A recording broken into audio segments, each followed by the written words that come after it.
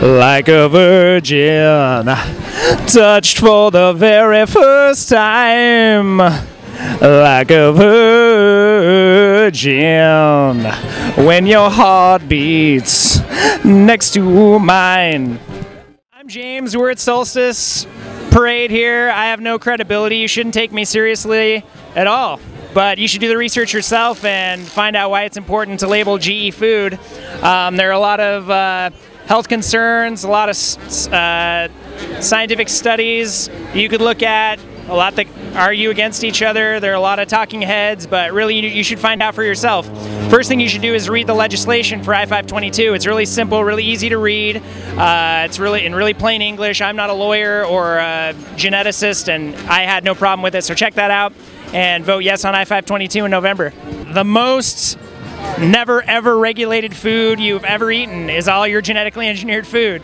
The FDA decided that because there's no substantive difference between genetically engineered foods and regularly commercially prepared foods, that they don't need to regulate it. So what they, instead of requiring substantial health studies around genetically engineered food, they said, well, just make sure it's safe.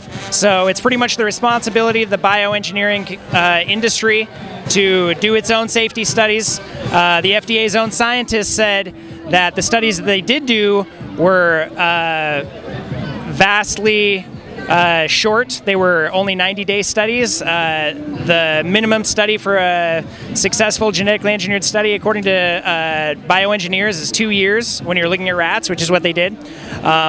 Those studies that have been done have shown, there was recently just a study done with pigs.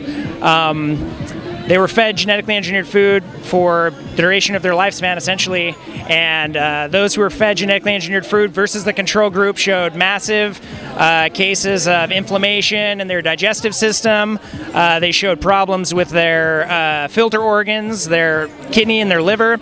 So there's just another problem with this study issue is in the United States, because Monsanto owns the patent on their genetically engineered seed, it's Syngenta and Cargill to a lesser extent, they actually will not allow you to do studies, health studies on rats or on people, because they own the patents on the seeds. So in order to perform a health study on genetically engineered food, you need to get clearance from the patent owners.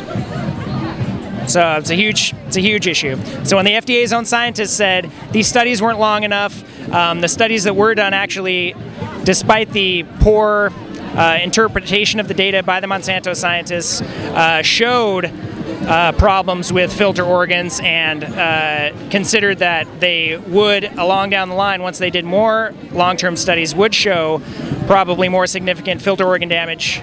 They decided, they told the FDA, you need to do some more stringent studies, more independent study, because those studies were done by the corporations that are producing the genetically engineered food. So whether or not you can trust that, I mean, it's up to you to decide, but this is the same company that brought you Agent Orange, said it was safe, same company that brought you DDT, said it was safe. I don't know how you can have a lot of faith in that kind of a for-profit industry. How'd you get so smart?